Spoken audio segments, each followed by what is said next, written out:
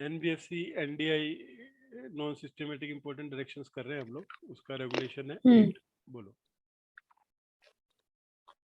Income from investments, income from dividend on, कहाँ गया आवाज? Income from dividend on share. Hello, अभी आ रही है? थोड़ी टुकड़े टुकड़ों में।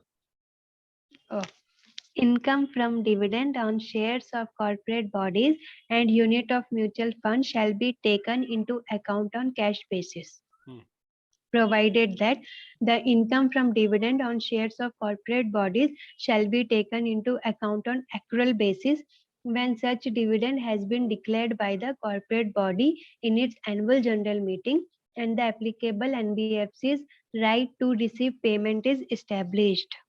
ठीक है, अब ये क्या बोल रहे हैं?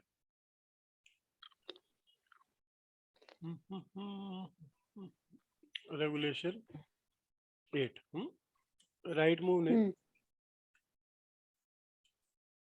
इन्वेस्टमेंट की है 2 जगह पे, एक्सिस म्यूचुअल फंड और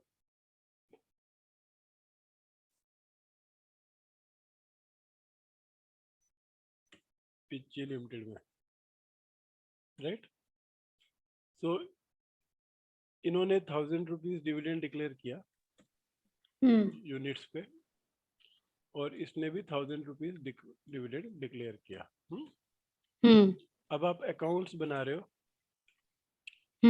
पीरियड एंडेड सितंबर के, सितंबर 30, 2021।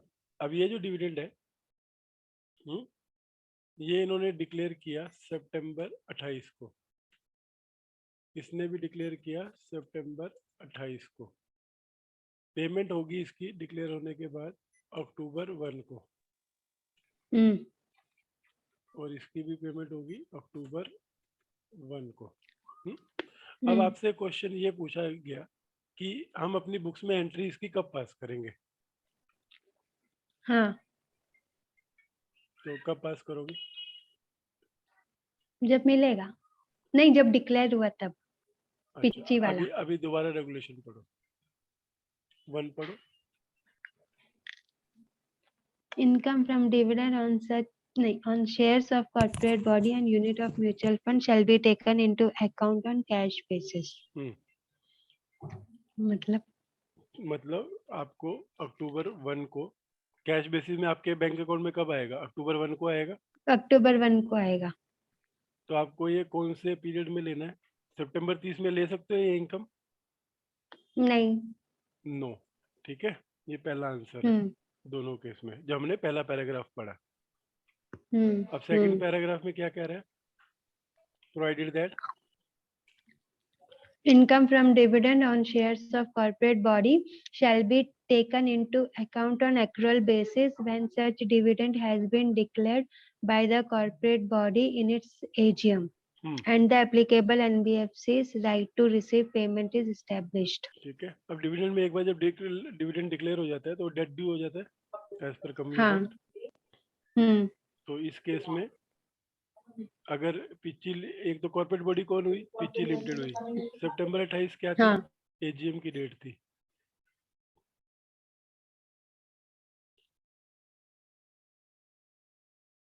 तो क्या करोगे? एक्सिस का नो, क्योंकि वो अक्टूबर वाले क्वार्टर में जाएगा, और पिच्ची का यस। क्यों? क्योंकि एजीएम में डिक्लेयर हो गया, अब वो आपका राइट बन गया। लेकिन अगर ये डिविडेंड इंटरिम डिविडेंड होता तो? अब ये इंटरिम डिविडेंड, मैं वही क्वेश्चन बोलने वाली थी। अब यहाँ पे इन्होंने एजीएम बोला है तो फाइनल डिविडेंड है। हाँ, अगर ये इंटरिम होता, बोर्ड ने डिक्लेयर किया होता तो आप बुक नहीं कर सकते थे इसको। अच्छा, खाली जो डिविडेंड को शेयर होल्डर ने डिक्लेयर कर दिया एजीएम में। अगर ये पीरियड सितंबर ना होके जून होता था कि जून को दिया और जुलाई में मिलने वाला है, तो उस केस में शेयर होल्डर की तो आए नहीं बीच में। नहीं, तो उस केस में दोनों के दोनों जो इनकम है वो आप बुक नहीं कर सकते थे उस क्वार्टर में। क्लियर है क्या? उस क्वार्टर में, हाँ, नेक्स्ट मंथ में तो कर यस, उसकी एंट्री कब पास करनी है यही पूछ रहा हूँ। जिस दिन डिक्लेयर Okay. किया उस दिन, कि जिस दिन मिला उस दिन। तो थंब रूल है जिस दिन मिला उस दिन। एक्सेप्शन है अगर एजीएम का डिविडेंड डिक्लेयर्ड है तो आप उस दिन भी कर सकते हो। हाँ समझे क्या? ठीक है, तो मेरा तो इंटरिम डिविडेंड हुआ था। क्लियर है क्या ये? हाँ क्लियर है, क्लियर है। तो अभी हमने पहले क्या पढ़ा था, कहाँ पे हम लिख रहे थे, इसको लिख रहे थे। 5 में हमने क्या पढ़ा, नेट ऑन फंड, और 6 में क्या पढ़ा, leverage ratio. Not more than right move के लिए। 7th में क्या पढ़ा, 7th में वो इनकम रिकॉग्नाइजेशन। Income recognition. अब इनकम रिकॉग्निशन का कंसेप्ट समझिए आप क्या है। अब ये भी जो आप कर रहे थे ये भी इनकम रिकॉग्निशन ही बोलते हाँ हैं इसको, कि आपने ये इनकम कैसे रिकॉग्नाइज करी।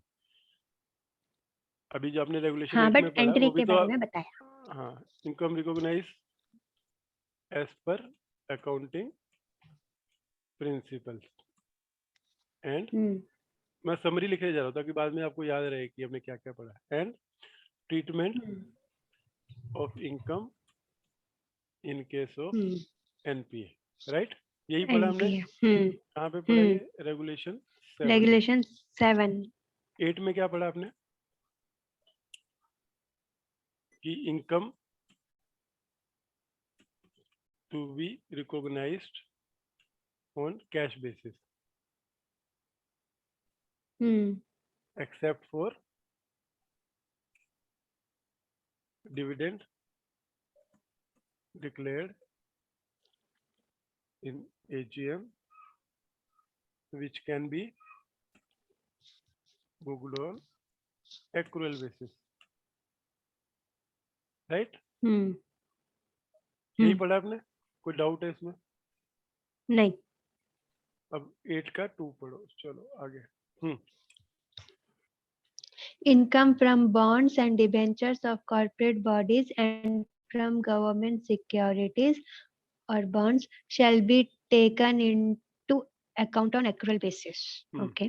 Provided that the interest rate on these instruments is predetermined and interest is serviced regularly and is not in arrears. ठीक है, अब वापिस आ जाओ उस पर। अभी हमने एग्जांपल लिया था डिविडेंड का। ये था 8-1। ओके, अब 8-2 पे आ जाओ। सेम एग्जांपल ले लो। इसलिए बोलो जितना आप एग्जांपल ले लेकर पढ़ोगे वो चीज हमेशा दिमाग में रजिस्टर्ड रहेगी। तो कभी भी खुद भी पढ़ो तो कोई भी चीज हो उसको पढ़ो। अब ये जो है, अब आपने इन्वेस्ट किया हुआ है एक्सिस बैंक में, डिबेंचर में, ठीक है, 6% डिबेंचर है, एनसीडी है, नॉन कन्वर्टेबल डिबेंचर, जिसके ऊपर आपको 1000 रुपये इंटरेस्ट है, जो ड्यू है सितंबर 30 को और पेड होगा अक्टूबर 1 को। अब इस केस में आपको कब बुक करना है? 30 सितंबर को। तो सितंबर क्वार्टर में, अकाउंट सितंबर में लेना है इसको, एक्सिस को। हाँ लेना है। और एक्सेप्शन क्या है, कब नहीं ले सकते? जब वो एरियर वाला कुछ एक्सेप्ट 2 चीजें, फर्स्ट इंटरेस्ट फिक्स होना चाहिए, तो 6% फिक्स है।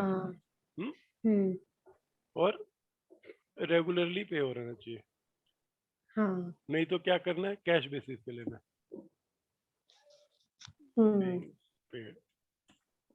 ठीक है, ये दोनों कंडीशन पूरी हो रही है तो आपको सितंबर में लेना है, और नहीं पूरी हो रही है तो अगले को जब आएगा आपको तब लेना।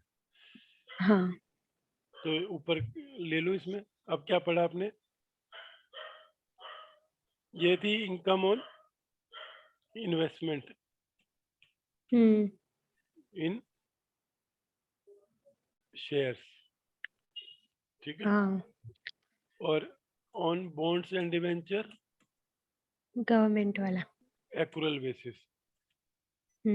एक्सेप्शन क्या थी इसकी, फिक्स होना चाहिए और रेगुलर आना चाहिए। प्रोवाइडेड हाँ वही।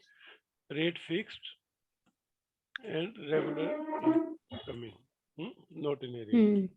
8.2 clear है? हाँ. 8.3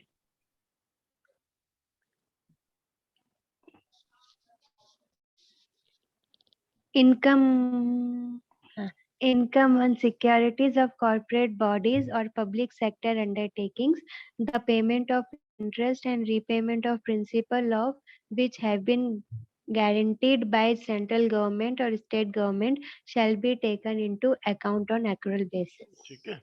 अब ये यहाँ पर जो आप एग्जाम्पल ली 3 के लिए ये वाला बेस ले लो.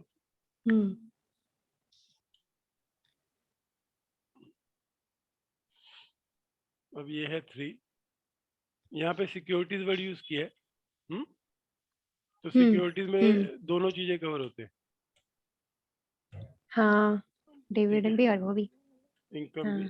उसमें क्या बोला? सिक्योरिटीज किसकी? इसकी जिसका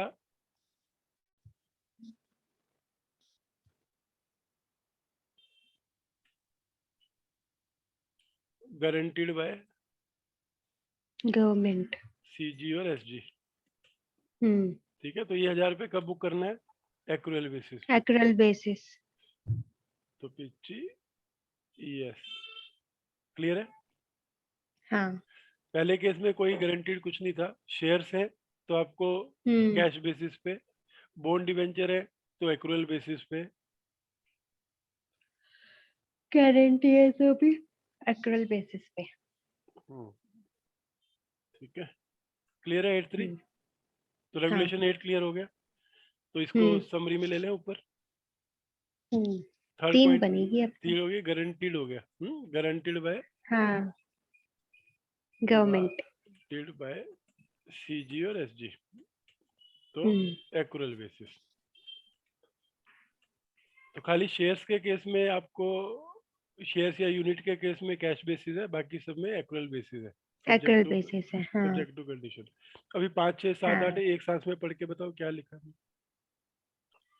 रेगुलर फाइल राइट्स. अच्छा ठीक है. net on fund 2 crore to act as NBFC unless other amount specified elsewhere. Leverage ratio not more than 7, regulation 6 और 12% भी इसी में था ना.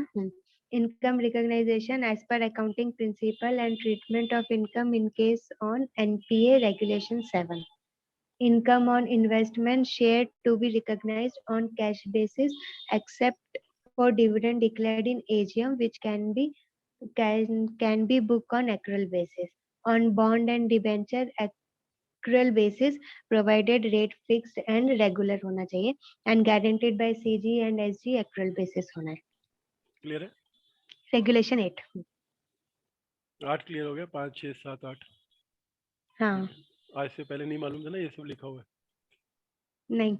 चलो 9 बोलो. Accounting standards.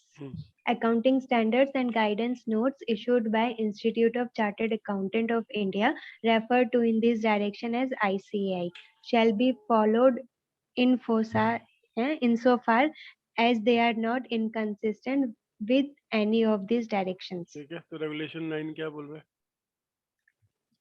सिंपल बोल रहा है क्या? अकाउंटिंग स्टैंडर्ड फॉलो कर लो. Follow accounting standard. हाँ, जो ICAI ने दिया है. ये हो गया रेगुलेशन 9. यहाँ तक था रेगुलेशन 8. ओके. कलर करें थोड़ा अच्छा से.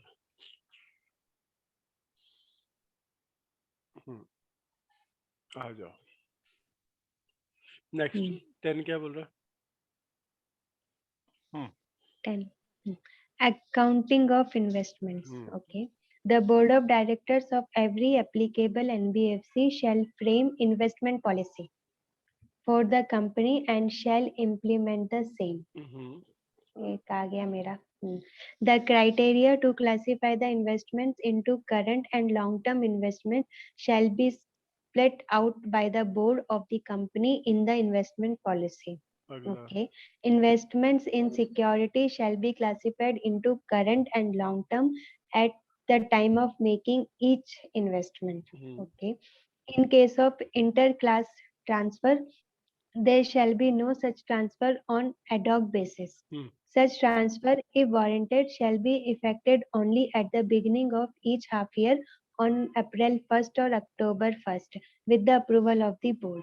The investment shall be transferred scrip-wise from current to long-term or vice versa, at book value and market value, whichever is lower. The depreciation. Hello. The depreciation, if any, in each scrip shall be fully provided for, and depreciation, if any, shall be ignored. Okay.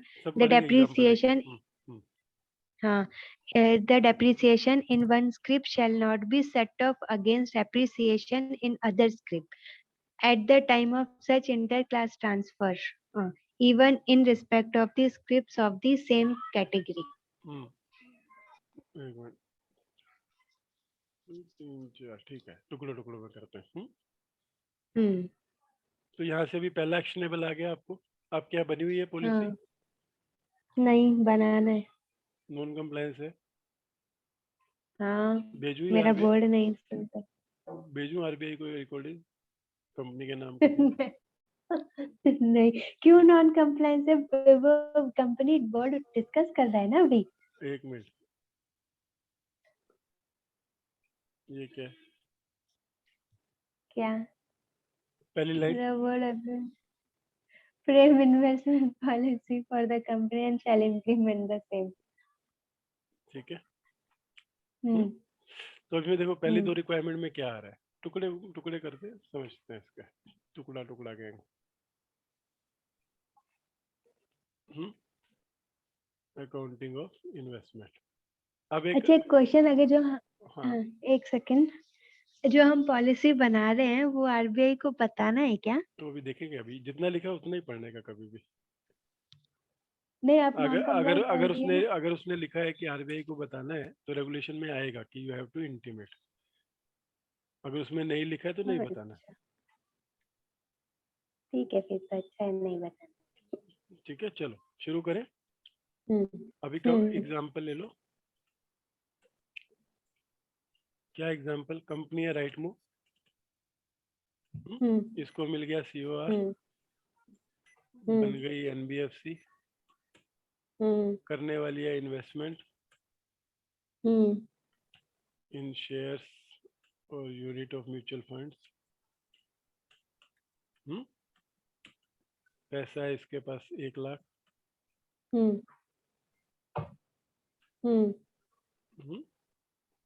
अब before investment what has to be done? First, board to make investment policy. ठीक है, what it should contain, second के हिसाब से कि how you will classify investment into current and non current। ये law की requirement है, मिनिमम इतना होना चाहिए उसमें। हाँ। तो पहली जो दो सब सेक्शंस है उनका क्रक्स इतना ही है कि आप एक इन्वेस्टमेंट पॉलिसी बोर्ड के थ्रू बनाओ। तो बिना बोर्ड के रेजोल्यूशन के अगर आपने बना के रखी है, बोले है हमारी, लेकिन बोर्ड की अप्रूवल नहीं है, रेजोल्यूशन नहीं है, तो वो पॉलिसी नॉन कंप्लायंस में रहेगी। तो दैट मींस जो भी आपकी बोर्ड मीटिंग आएगी उसके अंदर ये पॉलिसी आपको अप्रूव करानी है, जिसमें ये लिखा होना चाहिए कि जो भी इन्वेस्टमेंट आप करोगे उसको करंट और नॉन करंट में करने का क्या क्राइटेरिया है। करंट क्या होता है और नॉन करंट क्या होता है, वो क्लियर है आपको? क्या होता है? Less than 1, more than 1। हाँ, तो आपको जो पॉलिसी है करंट मतलब लेस देन 1। अभी समझो, जैसे ये है, मैंने एक सिंपल एग्जांपल देता हूँ। 1 लाख रुपीस इन्वेस्ट किए, 50,000 मैंने इन्वेस्ट किए टाटा में और 50,000 मैंने इन्वेस्ट किए रिलायंस में। तो थर्ड पॉइंट क्या था कि जब आप इन्वेस्टमेंट करोगे तो उसी टाइम पे आपको ये क्लियर करना है, जब भी आप अकाउंटिंग एंट्री कर रहे हो, कि ये शॉर्ट टर्म है कि लॉन्ग टर्म है। ओके। कि करंट है या लॉन्ग टर्म है। जो इन्वेस्टमेंट है। क्यों? क्योंकि आपका क्लियर रहना चाहिए। आप ये नहीं कह सकते अपने पर्पस के लिए कि अभी लॉस हो गया, मैं इसमें लॉन्ग टर्म इन्वेस्टर बन जाता हूँ। तो करंट का मतलब है आपको 1 साल में रियलाइज करनी है, और लॉन्ग टर्म का मतलब है 1 साल के बाद रियलाइज करनी है। तो करंट और लॉन्ग स्पेसिफाई करो at the time of investment. ठीक है, थर्ड पॉइंट ये बोल रहा है। फोर्थ पॉइंट क्या कह रहा है? In case of inter class transfer, अभी कैसा है, आपने 50,000 टाटा में इन्वेस्ट किया 100 रुपए के रेट पे। हाँ, अब करंट इन्वेस्टमेंट थी तो 1 साल के अंदर अंदर आपको इसको बेचना था। हाँ, अब जब आपने बेचने का टाइम आया दिसंबर में, इसका रेट है 50 रुपीज, तो विल यू सेल? नहीं। तब आप क्या कहोगे कि मैं इसको ट्रांसफर कर रहा हूँ, अभी मैंने इसको करंट इन्वेस्टमेंट माना था, अब मैं इसको लॉन्ग टर्म मान रहा हूँ। तो वो जो अच्छा। इंटर क्लास ट्रांसफर हो गया, इसका मतलब क्या हो गया? लॉन्ग हम्म टर्म से शॉर्ट टर्म या शॉर्ट टर्म से long term, depending upon the situation. Hmm तो उसकी उसने कुछ कंडीशन हम्म की। हाँ, हम्म वो ऐसा नहीं कि हम्म फर्स्ट उन्होंने बोला कि ऐसा नहीं कि जब मन करे तब कर दो, not be on ad hoc basis, hmm कि आपका जब मन करे तब उठ के कर दो। रादर कैसे होना चाहिए? Half yearly basis. हम्म वो भी कौन सी डेट को? 1 अप्रैल और 1 अक्टूबर। सो कोई भी कंपनी अपनी लॉन्ग टर्म को शॉर्ट टर्म या शॉर्ट टर्म को long term during the year बीच में कर सकती है क्या? कर सकती है। 1 अप्रैल आया ना। नहीं, बीच में मतलब अभी 15 अप्रैल को उसका मन करे कि मैं इसको लॉन्ग टर्म मानूंगा। नहीं नहीं नहीं हम्म? नहीं, तो साल में 2 बार ही कर ऐसा नहीं, सकती हो ऐसा नहीं।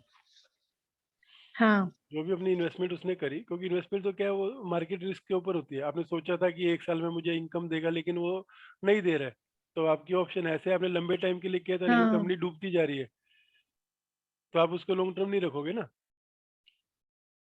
लाइक कोई कंपनी अगर अभी लिक्विडेशन में जाने वाली है और आपने इन्वेस्टमेंट की है लंबे टाइम के लिए, तो आप क्या रखोगे उसको खत्म होने तक कि बेच दोगे?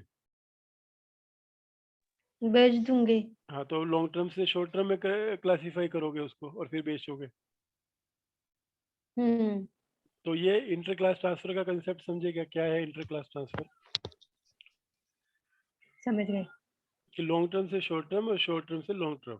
अभी सपोज हम्म कोई, दूं क्या ऐसा उल्टा एग्जांपल? दे दो। हाँ, हाँ। कि अभी आपने सोचा कि अरे ये तो लॉन्ग टर्म है, बाद में करने वाली हूँ, लेकिन उधर से उनका प्रेशर आ गया कि भैया इसकी हम शादी कर रहे हैं, तो आप क्या करोगी? उसको लॉन्ग टर्म ही रखोगी कि करंट बना लोगी? करंट बना लूंगी, बट 2 ही डेट पे बना सकती हूँ ना। हाँ, ये समझ गए ना उसके साथ। हाँ। एडोक नहीं कि बीच में उठे मम्मी अभी आज ही कल ही कल कर दो, तो डेट फिक्स हाँ। है एक और वो। हम्म हाँ, चलो आगे समझ बोलो। गई। हाँ, investment shall be transfer script wise. Hmm अभी अभी जो ट्रांसफर करना है, अभी बुक्स में उसकी वैल्यू है। देखो अभी इस केस में, टाटा के केस में, शेयर की बुक वैल्यू है 100 हाँ। और मार्केट वैल्यू है 50, हम्म राइट? हम्म तभी तो आप फोर्स हो गए डिसीजन लेने के लिए। तो वो बोलता है जब आप इसको हम्म ट्रांसफर करोगे, हाँ, तो आप स्क्रिप्ट वाइज करोगे, टाटा के शेयर्स को पकड़ोगे और उसको बुक वैल्यू या market value which ever is lower करके ट्रांसफर करोगे। तो दैट मीन्स जब ये टाटा के शेयर ट्रांसफर होंगे, टाटा when ये जाएंगे नॉन करंट इन्वेस्टमेंट में, तो कितनी वैल्यू पे जाएंगे? 50। यस। अब दोबारा पढ़ो, सी को पढ़ो क्या कह रहा सी, the investment shall be transferred script wise है। from current to long term hmm or vice versa at book value or market value, whichever is lower. तो यहाँ पे बुक वैल्यू क्या है? बुक वैल्यू क्या होती है? जिस रेट पे हमने खरीदा। अच्छा। और मार्केट वैल्यू जिस पे बेचेंगे तो क्या मिलेगा? प्रॉफिट ही मिलेगा। नहीं, 50 रुपए का रेट है, प्रॉफिट कैसे मिलेगा? हाँ, तब तो लॉस मिलेगा। तो वो क्या बोल रहा है कि बुक वैल्यू या market value which ever is lower, उसके ऊपर आपको ट्रांसफर करना है। और अच्छा, तो यही 50 पे अगर 150 होता तो आप कितने पे ट्रांसफर करती? बुक वैल्यू पे करती। 100 रुपए पे। तो कंसेप्ट समझे सी का? हम्म। हाँ। हाँ तो इसका मतलब क्या हो गया, आपने डेप्रिसिएशन तो बुक कर लिया, अगर 100 की 50 हुई हाँ। वो तो आपने बुक कर लिया, लॉस बुक कर दिया उस टाइम पे। लेकिन 100 हम्म। की 150 हुई तो आपने वो प्रॉफिट बुक नहीं करके रखा है। हाँ। यही मतलब हो ना, 150 में 50 रुपए आपने इग्नोर कर दिया इनकम का। हम्म। आपने ये नहीं कह दिया कि मैं इसका रिवैल्यूएशन रिजर्व खड़ा कर देती हूँ 150 पे बुक करके, नहीं। है ना? तो डी, अब हाँ। डी पढ़ो क्या कह रहा है तो आपको समझ आएगा। डेप्रिसिएशन था 100 रुपए का 50 रुपए होना, और एप्रिसिएशन था हम्म। 100 का 150 होना। ओके। तब पढ़ो D. The depreciation, if any, in each script shall be fully provided for, and depreciation, if any, shall be ignored. Oh. Clear है? हम्म। और उसके बाद अगर सपोज आपके 2 शेयर्स थे इसमें, हाँ। हम्म। ये भी सपोज शॉर्ट टर्म ही होता, रिलायंस भी, और इसका रेट है हम्म। 100 और 150, हम्म। 50। हम्म। तो ये शेयर स्क्रिप्ट वाइज जब ट्रांसफर हो रहे थे तो आप ये भी तो ले सकती हाँ। थी ना, सर देखो कि यहाँ कम है वहाँ ज्यादा है, टोटल वैल्यू तो उतनी ही है, तो मैं पूरी वैल्यू ही लेके जाती हूँ। हाँ। हाँ। तो वो बोले नहीं, ऐसा नहीं करना है। अगर एक स्क्रिप्ट में प्रॉफिट है एक में लॉस है, स्टिल आपको वही प्रिंसिपल फॉलो करना है। तो इस केस में टाटा जो है वो कितने पे जाएगा? 100। 100। और रिलायंस 100 पे ही जाएगा। क्यों? 100 और 50 में से क्या बढ़ा है? अच्छा, वैसा वाला, तब तो लोअर 50 पे जाएगा। 50। तो टेक्निकली कितने में गया ये? 150 पे गया। 150। लेकिन अगर आप दोनों शेयर का टोटल कर दो मार्केट वैल्यू का, क्योंकि सब कुछ सेम है, तो 200 रुपये ही है। तब तो 200। तो हम्म। लेकिन वो क्या बोला है, जो इनकम अभी आई नहीं है उसको रिकॉग्नाइज मत करो, लेकिन डेप्रिसिएशन को कर लो। तो आपके 200 में से ओके। 50 जो डूब चुका है वो आपने बुक कर लिया, और जो हम्म। इनकम थी उसको आपने इग्नोर कर दिया। हाँ। ठीक है, आप जरा ये वन पढ़ के बताओ मेरे को कि आपको पूरा क्लियर है क्या? कौन सा? द फोर्थ वाला? Board director. आज वो पूरा पढ़ दो, अभी तो वन क्लियर हो गया ना पूरा पूरा, अब हर चीज आप बता वही सकते हो। हम्म। accounting investment. The board of director of every applicable NBFC shall frame investment policy for the company and shall implement the same. तो Okay. ये सबको एप्लीकेबल है, चाहे आप कोई भी कंपनी हो, फैक्टर हो, एमएफआई हो, कुछ भी हो। Um, applicable. तो आपको इन्वेस्टमेंट पॉलिसी का बेस मिल गया कि इन्वेस्टमेंट पॉलिसी क्यों बनानी चाहिए हाँ। और उसमें क्या लिखना चाहिए। हम्म। आपकी बोलो। वॉइस कट रही है। मेरी कट रही है, रुको। हाँ। अभी आ रही है? हाँ। ठीक है, तो आपको ये क्लियर हुआ हाँ। कि पहली हो रिक्वायरमेंट, गया। इन्वेस्टमेंट पॉलिसी की रिक्वायरमेंट क्यों आ रही है एनबीएफसी को। हाँ। 2-3 रिक्वायरमेंट आपको अभी तक समझ आई है लॉ के हिसाब से। पहला, एनओडब्ल्यू 2 करोड़ मिनिमम कहाँ पर लिखा है? वो यहाँ पर लिखा है। लीवरेज रेशियो 7 हाँ। कहाँ पर लिखी है? वो यहाँ पर लिखी है। इन्वेस्टमेंट पॉलिसी इधर। बनाओ, ये यहाँ पर लिखी है। इनकम कैश पे बुक करनी है कि हाँ। एक्रूअल पे, कहाँ लिखा है? वो भी नहीं, डायरेक्शंस में लिखा हुआ हाँ। है। और अकाउंटिंग अभी नहीं स्टैंडर्ड को पता। फॉलो करना है। और इन्वेस्टमेंट के हाँ। केस में 3 क्राइटेरिया इसने बोल दिए। समरी में अगर हम इसको लिखेंगे 10 में, तो क्या क्या लिखा है इसने? सबसे पहले, NBFC to have investment policy. Approved by, board. और फिर करंट नॉन करंट में, criteria. Current oblique non current में स्पेसिफाई करो at the time of investment. हाँ, वही। उसके बाद इंटर क्लास ट्रांसफर जो है सब्जेक्ट टू रूल्स, जिसका बेसिक क्रक्स है डेप्रिसिएशन अकाउंट करो एंड इनकम एप्रिसिएशन इग्नोर करो। हाँ। यही है मतलब उसका। हाँ। तो जितने भी 2-4 पेज पढ़े वो क्रक्स ये एक पैराग्राफ में कवर्ड है। चलो अगला पढ़ो इसका। वन क्लियर हो गया अभी आपको एकदम अच्छी तरह से? हाँ। और ये कब करनी है इंटर क्लास ट्रांसफर? 1 अप्रैल या तो 1 अक्टूबर, जो कि हाफ ईयर का स्टार्टिंग रहता है। हाँ हाफ ईयरली का स्टार्टिंग। अब ये अगर आपको चेक भी करना, आपकी बैलेंस शीट देखोगे ना, तो उसमें इस हिसाब से किया रहेगा, करंट नॉन करंट, तो अपनी बैलेंस शीट से आप रिलेट कर सकते हैं। चलो बोलो, कोटेड करंट अच्छा, investment. quoted current investment shall for the purpose of valuation be grouped into the following category: equity share, preference share, debenture and bond, government securities including treasury bill, unit of mutual funds and others. ठीक है, तो सबसे पहले coated current investment word क्या है? Quoted current investment.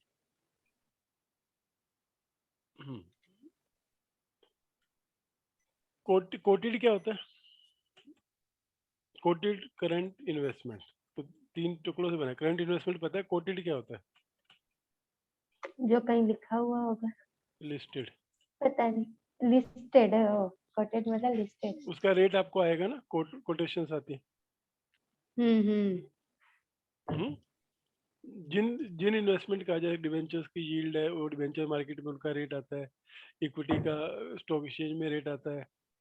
तो ये जो इन्वेस्टमेंट है, कोटेड करंट इन्वेस्टमेंट, इनको आपको किन क्राइटेरिया, किन क्लासिफिकेशन में बांटना है? इक्विटी, प्रेफरेंस, मतलब अलग अलग दिखाना है, एक साथ करके नहीं दिखाना अपनी बैलेंस शीट में। जो कुछ भी आप देख रही हो बैलेंस शीट के कंटेक्स्ट में देख रही हो कि बैलेंस शीट में इसका क्लासिफिकेशन कैसे दिखाना है।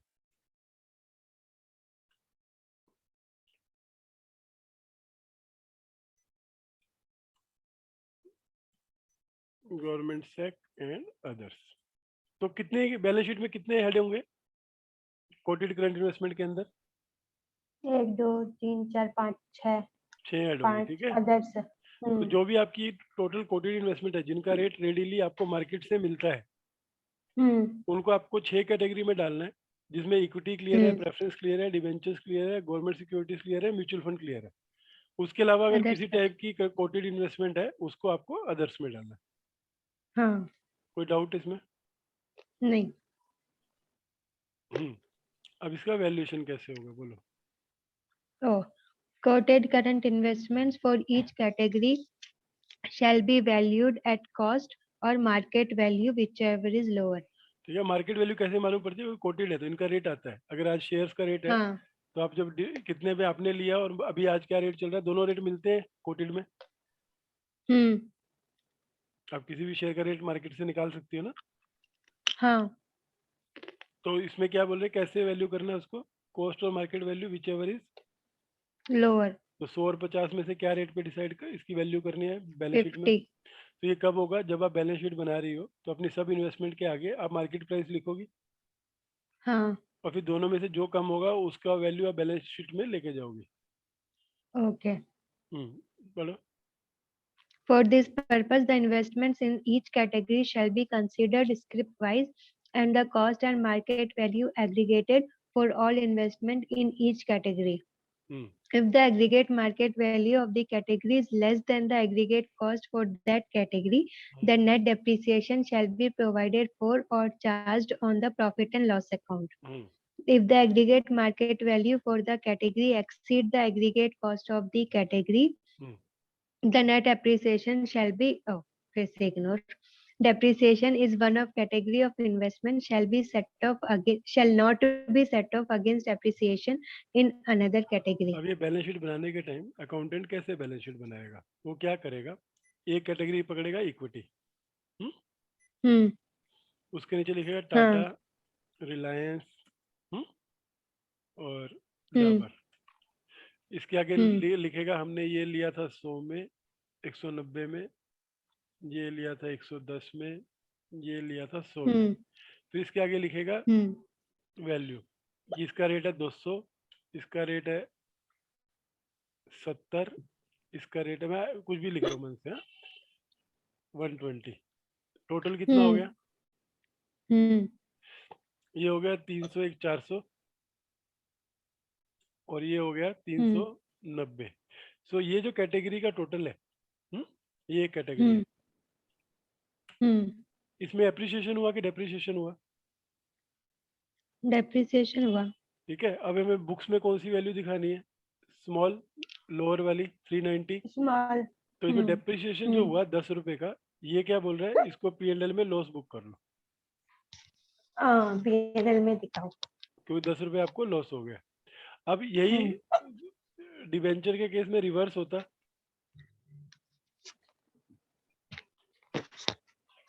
दैट मीन्स ये मार्केट वैल्यू होती और ये कॉस्ट होती।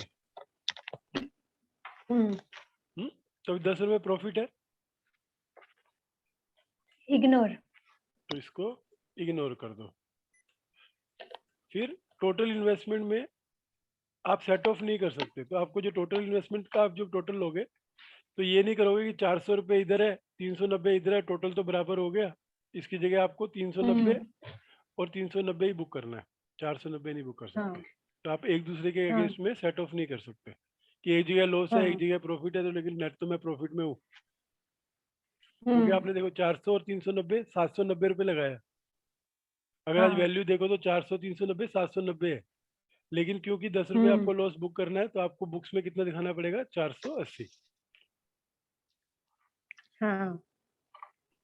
क्लियर है? ये अभी ये पूरा पैराग्राफ क्लियर है आपको? देखो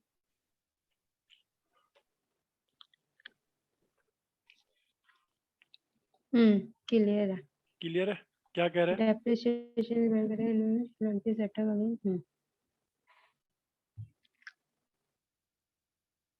quoted current investment for each category shall be valued as per cost or market value, रफली बता दो whichever मेरे is को, बिना lower। पढ़े, अगर आप जो समझ लोअर गए। है वो कैटेगरी में डालो। हम्म। मतलब लोअर वाला साइड ही देखना है, और अगर एप्रिसिएशन हुआ तो उसको इग्नोर कर देना है। डेप्रिसिएशन क्या था वो, सेट ऑफ, हम उसको सेट ऑफ नहीं कर सकते। और अगर कुछ भी होता है ना इधर उधर, वो प्रॉफिट एंड लॉस में शो करना है अकाउंट में। ये भी किसके लिए? करंट इन्वेस्टमेंट के लिए, ये भी ध्यान देना। हाँ, कोटेड करंट इन्वेस्टमेंट, क्योंकि फिर ऐसे ही वो 4 कैटेगरी बन जाएंगी, quoted current investment, quoted long term investment, unquoted current investment, unquoted long term investment. तो ये उसमें से पहली कैटेगरी है, कोटेड करंट इन्वेस्टमेंट। फिर थर्ड पढ़ो कि बंद करके अभी क्या करना है। नहीं, अनकोटेड पढ़ेंगे ना। हाँ, 1 मिनट है इसलिए बोल रहा हूँ। फिर तो 1 मिनट में क्या ही होगा। बंद करो। हाँ, स्टॉप शेयर एंड